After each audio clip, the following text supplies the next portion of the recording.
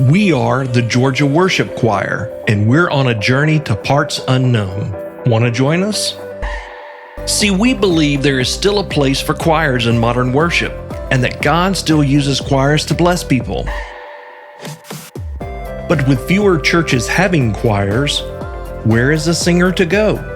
So we're asking the question, is it possible for a community worship choir to exist? Would total strangers with nothing more in common than a love for singing and a love for Jesus come together to form a choir? That's the grand experiment. That's the journey we're on. Come along with us, and together we shall see. Hello, everyone. I'm Dean Oliver, and welcome back to the Georgia Worship Choir podcast. You know, we're asked all the time, so how do you guys do this community worship choir thing? So we thought we'd take an episode where we could answer that question in a conversation that I had with two important people to GWC, and that's my wife, Robin, and our board president, Hope. We sat down recently to cover all the questions that we normally get asked, and it turned into a 90-minute conversation. Now, don't worry, we're not going to hold you here for 90 minutes. We're actually going to split this up into 3 episodes of about 30 minutes or so apiece so that we don't keep you too long in one sitting. We had fun answering these questions, and we hope you'll enjoy our conversation as well. But first, let me mention a couple of programming notes. Number one, we want to apologize for the long delay between the publication of our first set of episodes and this one. We had hoped to be on like a 2-week publication cycle, and we want to get back to that. But the launch of our current season 6, the largest one we've ever had, just hit right after we published those first set of episodes, and we just got busy. So we'll do better. Number 2, please continue to be patient with our technical growing pains. We said that we'd be honest with you and let you watch us build this podcasting plane as we fly it. And that means that we know that there's some audio and visual issues that we're not happy with, and we know that we need to work on those. And hopefully, as we do work on those, you will see progress with each future episode. So let's pause right there and drop into 30 minutes of our conversation, and then I'll come back to wrap things up. See you in a few minutes. Hello, everyone, and welcome to this episode of the Georgia Worship Choir. In this episode, we're going to be talking about how our season functions. We have a lot of people asking us, how do you operate? I mean, what goes into a season? And we'll break all that down. And we just want to drop in on our current season, season 6. And I've got some special guests here. It's our first multi-person podcast, so I feel good because I'm not as alone. And they're here to help me through this. And we're just going to talk about our current season and all the exciting things that are happening. And that way, by the end of this episode, you'll have more of an idea of how the seasons run and operate.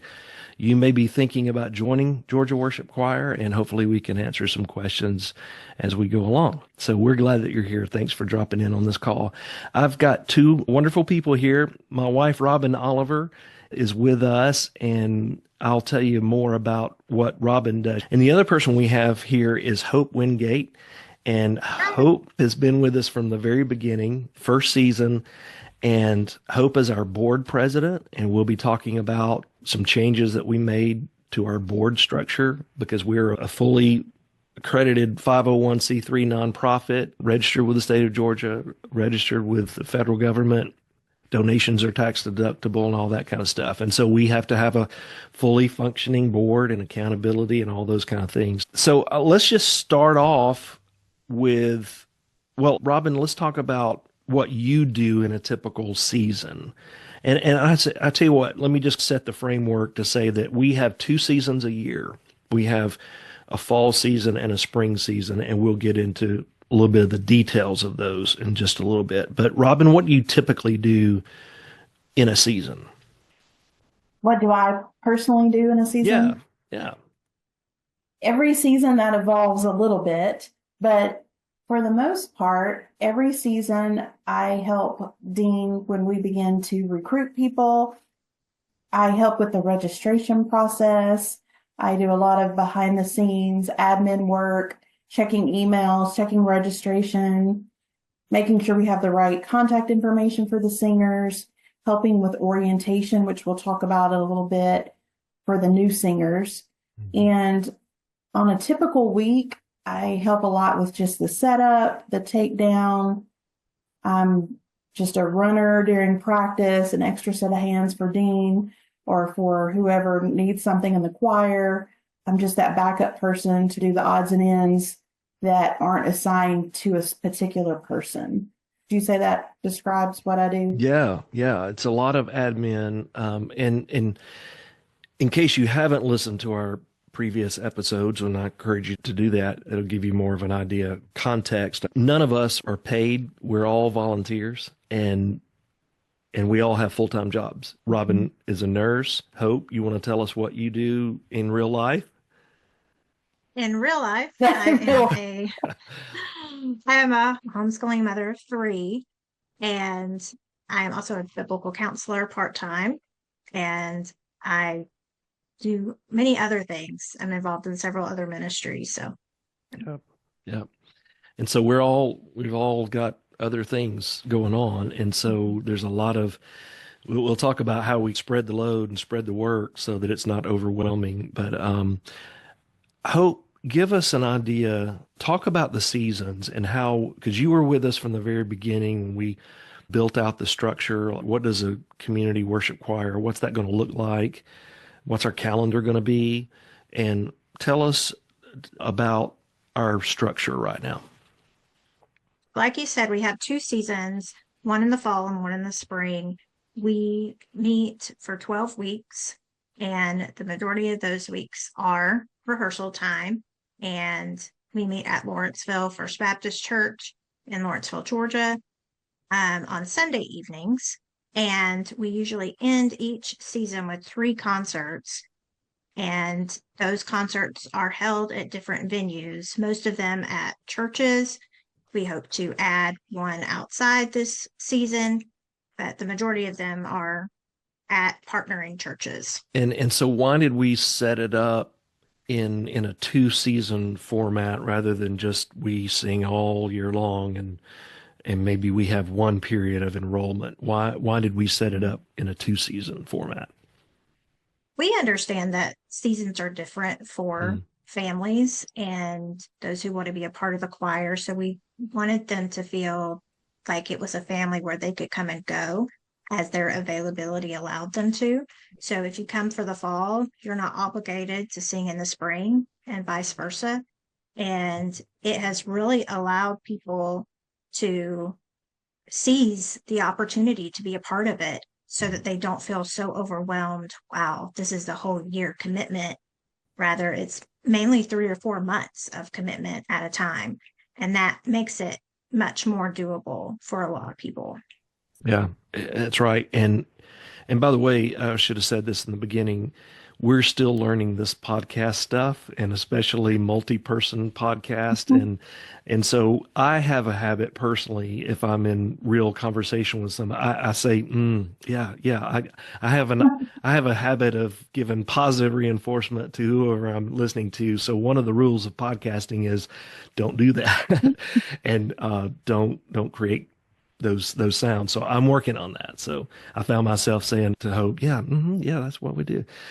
I agree with you. I think one of the things that we got right out of the gate was this concept to the 2 season per year concept. And we certainly didn't get everything right out of the gate, but this is one that people love because people's schedules are different. You know, maybe they've got kids in ball in the spring and their schedule is just full. And so they can't sing with us in the spring, but they join us in the fall and vice versa. And then some people sing in both seasons, and that's great too. So once you're in, you're part of the GWC family, and you can go several years in between singing with us if that's what you want to do. But the good thing is every season is standalone. We had one exception to that, and we'll tell you about that later, but every season begins with new music. So the idea is you stay with us for that one season. and then we wrap it all up and we're done. And then we wait 3 months and start again with brand new set of music and all that. So, um, Robin, let's talk about how do we gain new people? Like how do we recruit people? How do people come in? Just kind of go over that with us. So, on a typical season, the main way we recruit would be word of mouth, of course. Current singers share with their friends and family and invite them. But the biggest way we have found to invite new members, and we have gotten a huge response, is through social media. And we're still learning new ways to make that happen. But we have created Facebook ads, Instagram ads, and that, I would say, has produced the majority of our new singers in the last few seasons.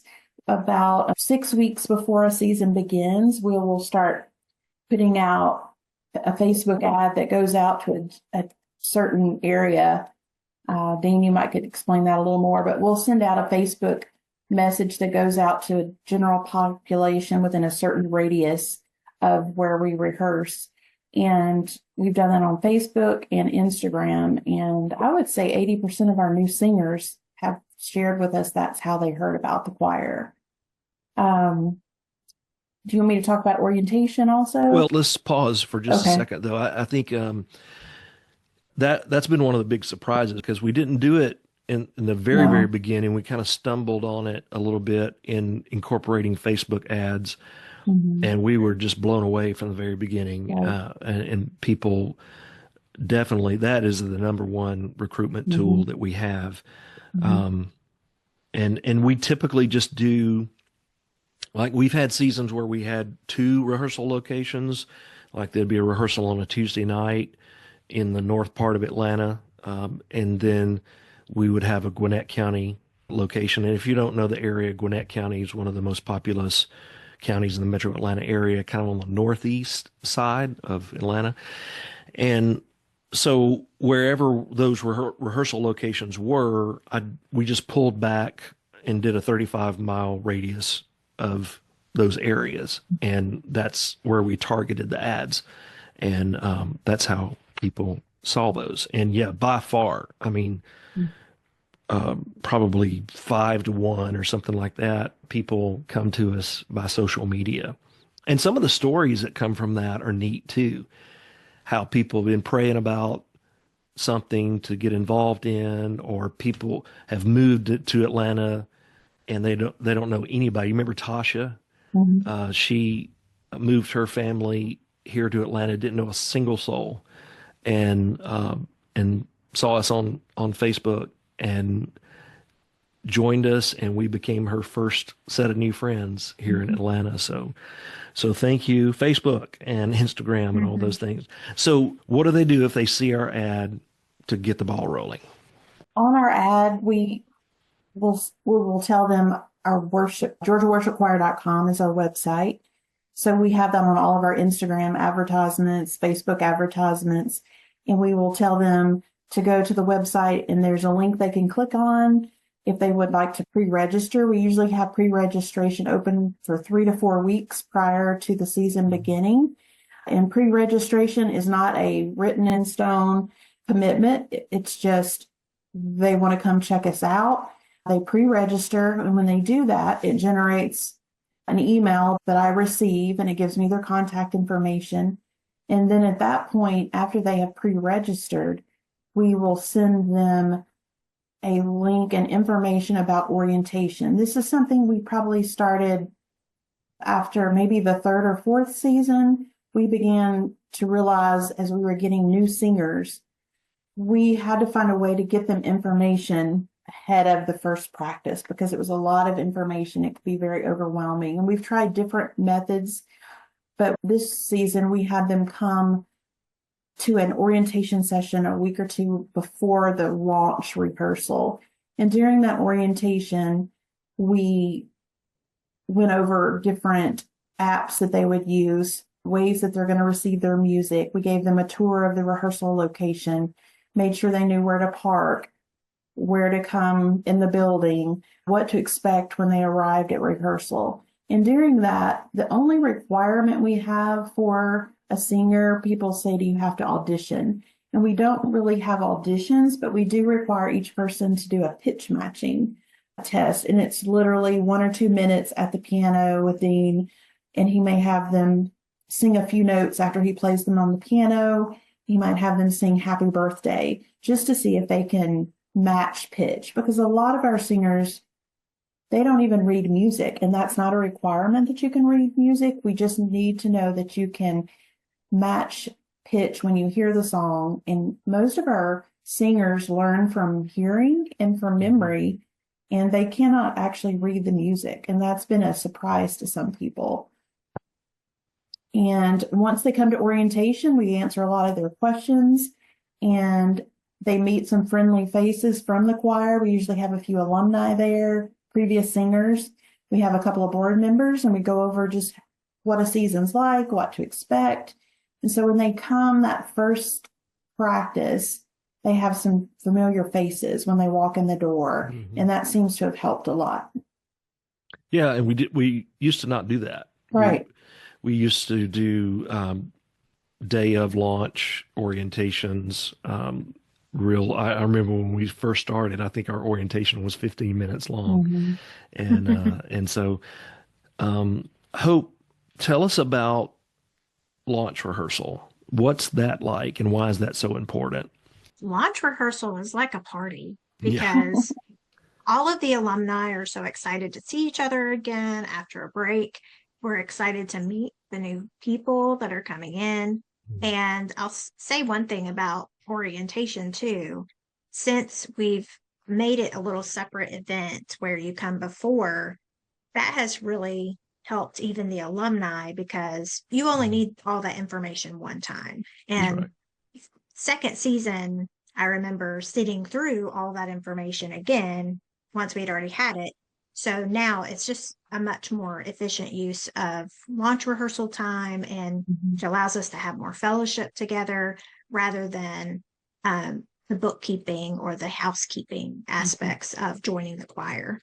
So launch is like a block party. You join together. We're all excited about all this music that Dean has been keeping a secret now for months and months. I'm going to say something about that in a minute. Everybody wants to know what the songs are this season.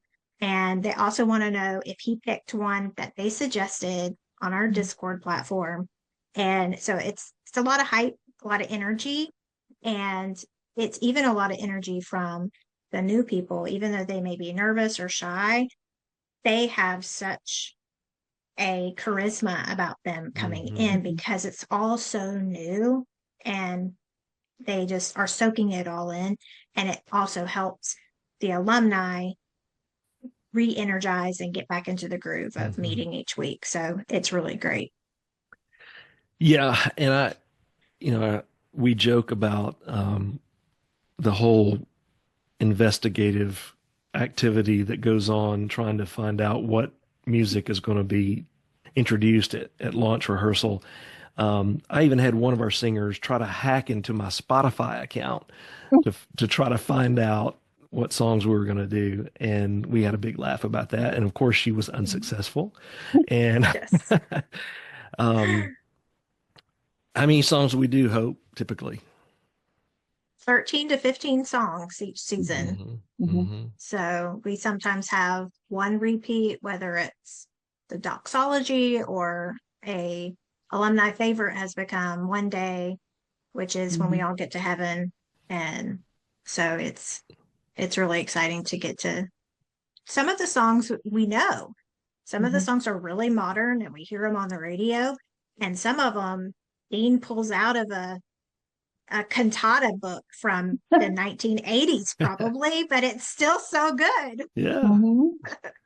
A good song's a good song, no matter when it is, right? Yes. And who is the composer of that One Day When We All Get to Heaven song?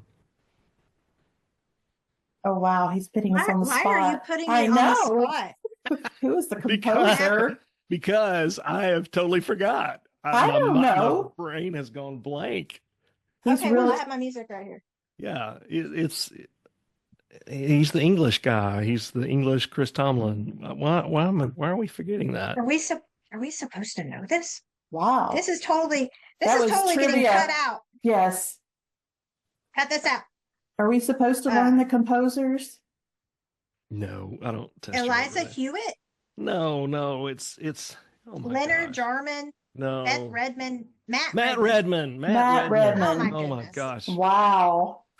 You really You should threw have us said for a loop. 10,000 reasons. Hey, We're I like- don't feel bad. Y'all didn't know either. So there. That's your No, fault. I totally. I had no idea to prep for that. Okay, so this is how my brain works at this time of day. As y'all were talking about that, I wanted to interject. Yeah, the one day when we all get to heaven by Matt, and I wanted to say Matt LeBlanc. And, No, and he's one of the Friends cast. that's right? the Friends. Sure. So I thought, no, that's not right.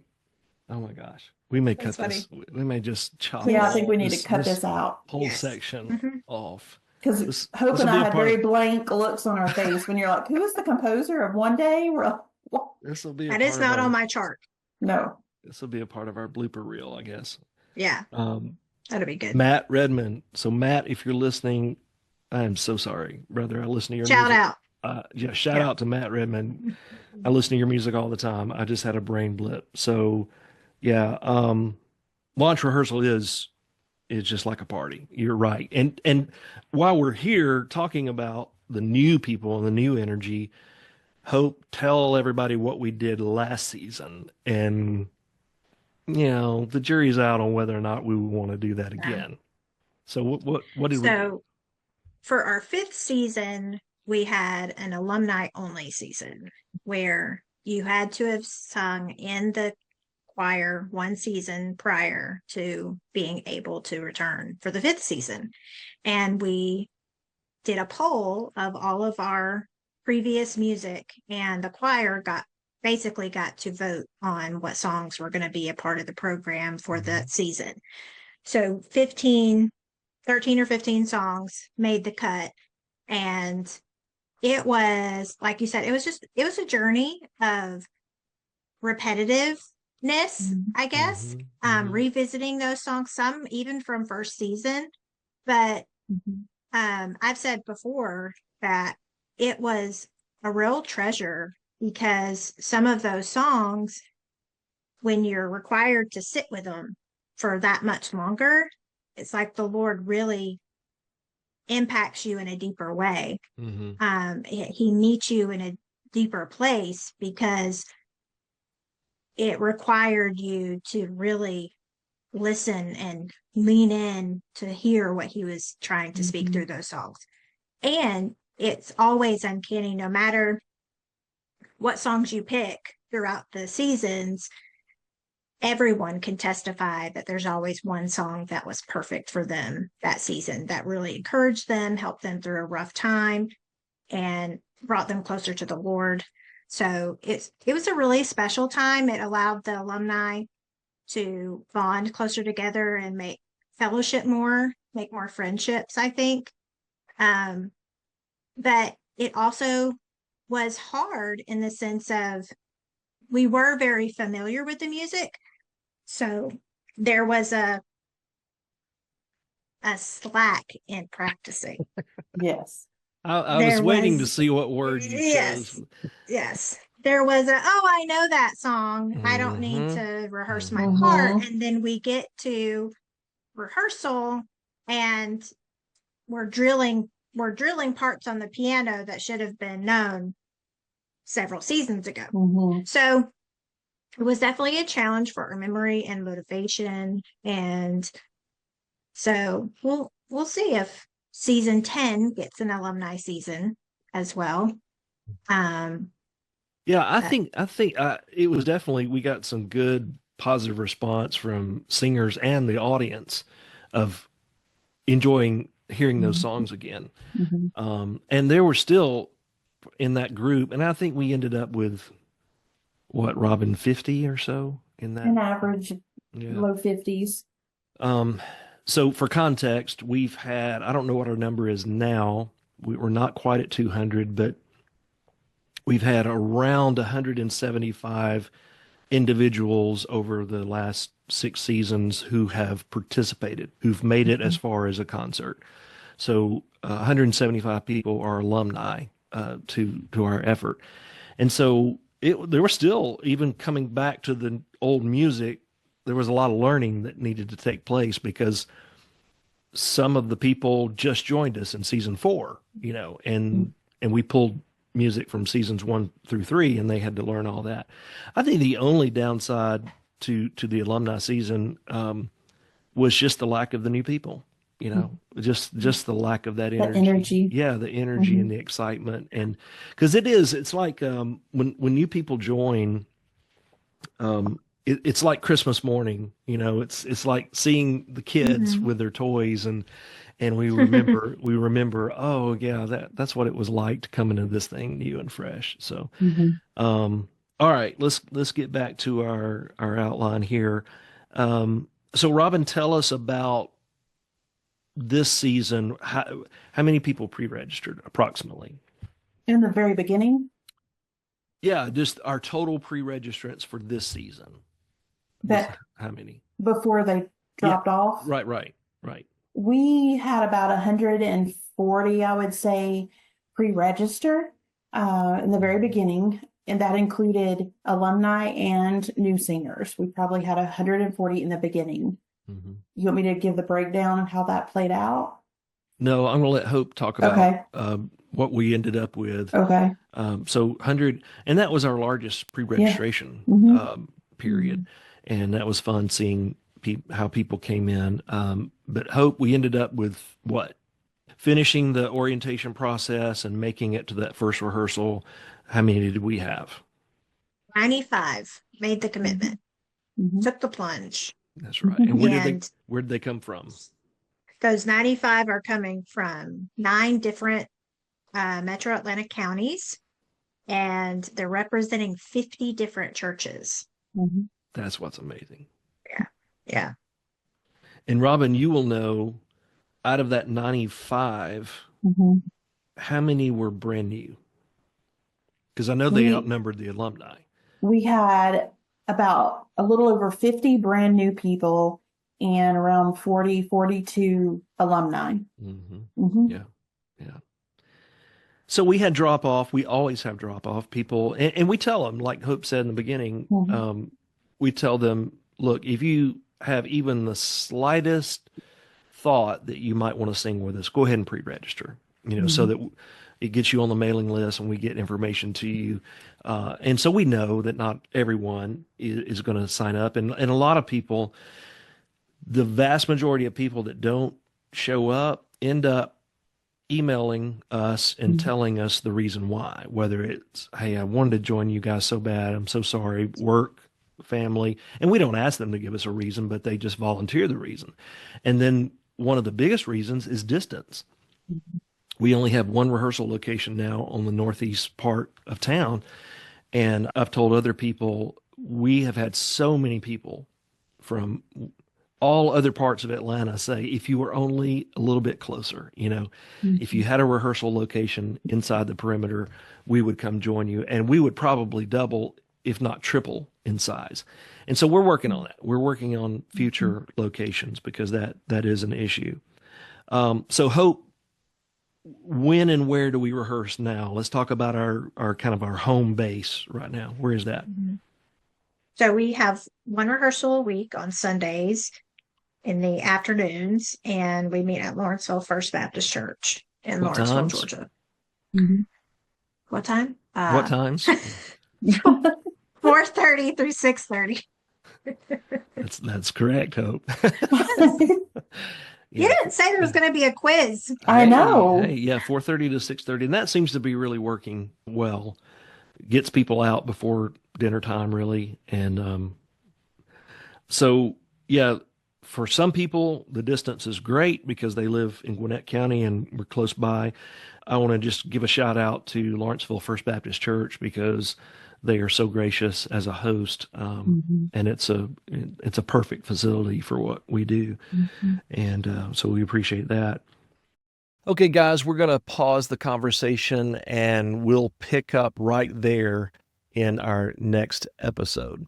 Thank you again for joining us today. And as we end, I'd like to ask you to do two things while you wait on the next episode to drop. Number one, go back and watch or listen to our intro trailer and the other two episodes so that you'll have more context for the remaining parts of this conversation. And number two, go to our website, georgiaworshipchoir.com, to follow our progress, sign up for our newsletter, and see when and where our concerts will be in just a couple of months. So until we connect again, keep singing.